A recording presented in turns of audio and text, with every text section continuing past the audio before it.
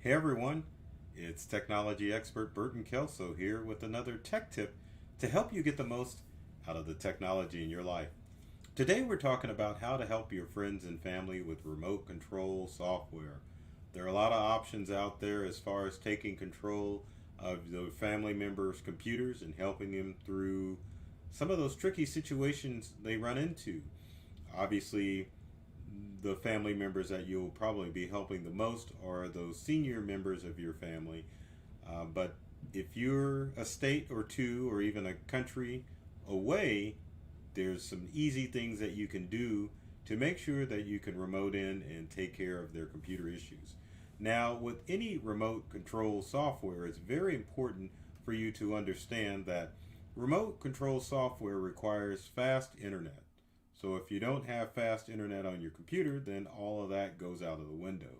So probably one of the best things that you can do as far as remote control software is to make sure that your loved one has fast internet. And I know some of you out there have loved ones that live in rural areas, so sometimes that can be a challenge as far as getting the right internet service to ensure that you can even remote in and help them with their computer issues. Give me a second here. I'll bring up my favorite website, which is speedtest.net, and kind of give you an idea what you need to look for as far as internet speed. I've talked about this in other tech tip videos, but I always have to bring this up because people think they can just remote in and just take control of stuff, and it doesn't work that way. So let's get to speedtest.net. There we go. Ignore the ads when you go to speedtest.net. If you want to check your internet speed, just click on the go button. As you can see, I'm in the Kansas City area and I've got Google Fiber. So with that slow Google Fiber speed, and that's because I'm a ways away from the wireless connection, it lets you know what speed I have. Now, as far as your download and upload, your download should be at least 20 megabits or higher if you want to do a decent connection with remote access software. Upload speed is good too, as far as 20 megabits per second. So at least that gives you an idea of what you need to use as far as accessing remote control software. But before you try to remote in, have your loved one check their internet speed to ensure that they have fast internet before you remote in. Now, as far as remote control software, that is pretty simple because there's a lot of options out there that you can go with. And probably one of the easiest options to go with would be with Google Remote Desktop. Now, Google Remote Desktop allows you to remote in, obviously, to someone's computer. Give me a second and let me pull that up so that you can see how it works. And let's get it going. Okay, so now let me get so I can show you what I'm looking at. All right, so Google Remote Desktop, there you are. You log into your Google account. What you would want to do is first have your loved one download Remote Desktop onto their end, which is pretty simple. Once you do, you can click on Remote Access. You can either set up remote access, and we'll kind of give you a quick example of that, or you can just have a computer that's already remotely in. So the good thing with Google is that once you set up remote access devices, you can add multiple devices so that if you have several loved ones that you want to troubleshoot and work with, then you can download the remote desktop tool onto your computer. It's pretty simple. Once you get the remote desktop, you just click on the download link. Once you click on the download link, when it's done, it'll install the remote desktop host on that computer, enabling you to access it whenever you want to. We won't go through the boring details of the install, so we'll cancel it. Once get it installed, or you get your loved one to install it on their end, then now keep in mind, let's go back a step before we have you do that. The easiest way to do that would be for you, if you're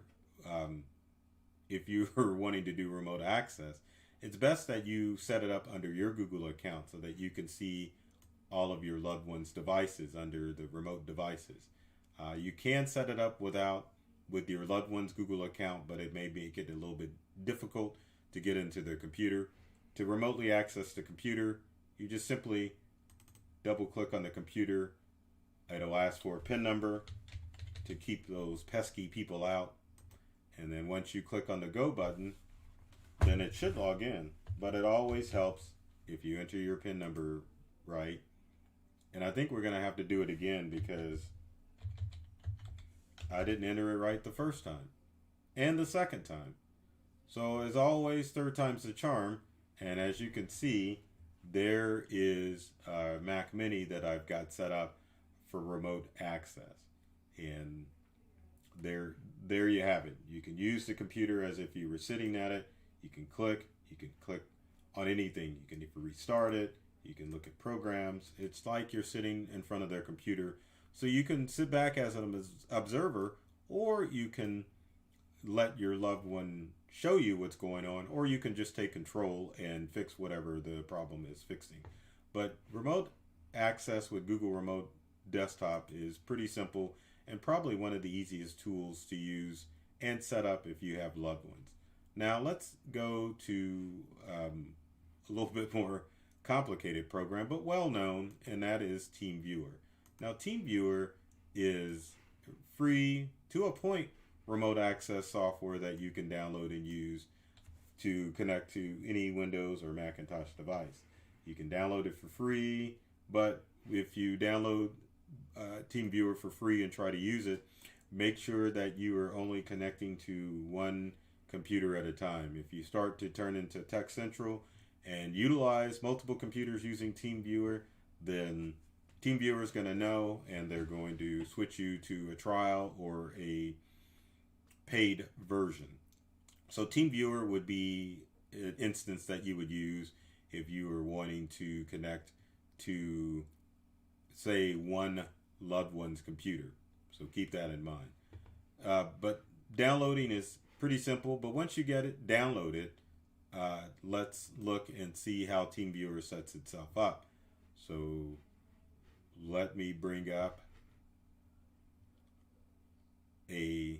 I'll bring up our Mac that we remoted to earlier to kind of show you what the end user is going to see, or your loved one.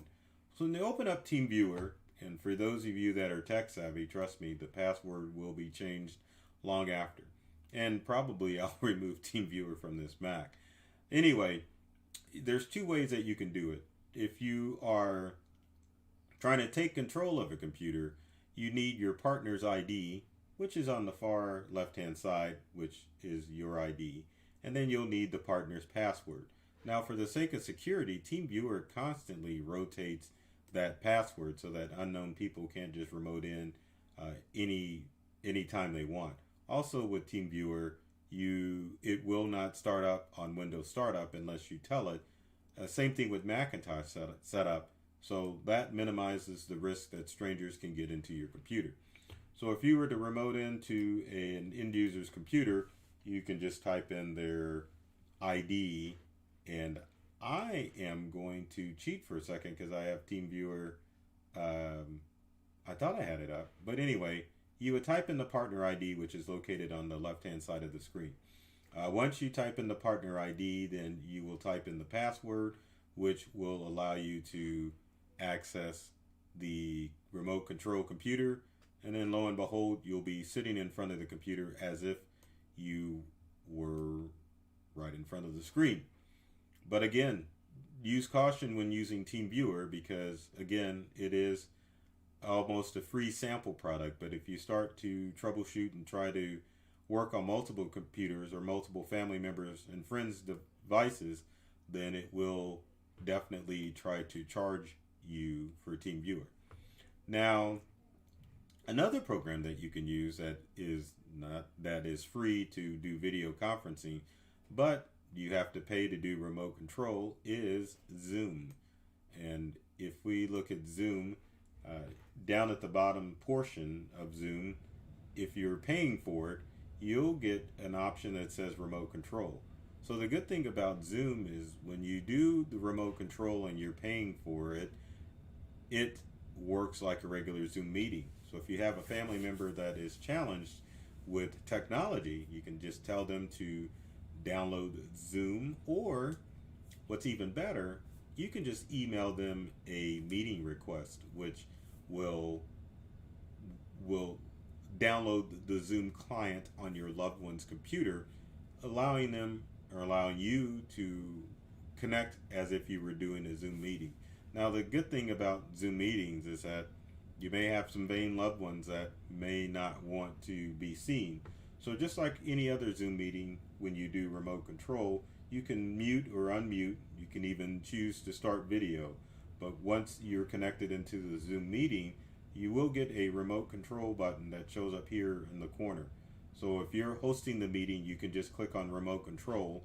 It will send a meeting or a remote control link to your loved one, allowing you to connect to their computer so that you can see what's going on. Probably an easier option for you to use, especially if you have a loved one that struggles with technology. Now, our final tool, if I can get it where I need to get it, is a program called Zoho Assist. Now, Zoho Assist is completely free. They do have a paid version, but with the free version, you can connect to one person's computer, which is kind of a good thing. If you want to do Zoho Assist, you can go to zoho.com/assist. Once you're at Assist, and it doesn't matter which browser you do, we can access Zoho Assist.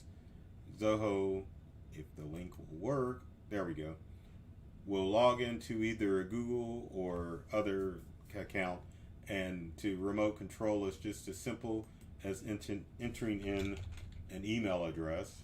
And we'll enter in an email address for Zoho. We'll do the Burton is called integral now. Once you click start, now it will send an email request, or it will let you know that it sent an invitation to your loved one. But also, if you have someone who's somewhat fairly savvy, then you can also have them go to that URL in their browser, and it'll automatically allow you to start the connection. So if you go back to the previous screen with Zoho Assist, as you can see, you can kind of see what's going on as far as the person is connecting, and it will let you know when they are ready to join the meeting. So another way that you can monitor and connect with your loved ones as far as troubleshooting their devices.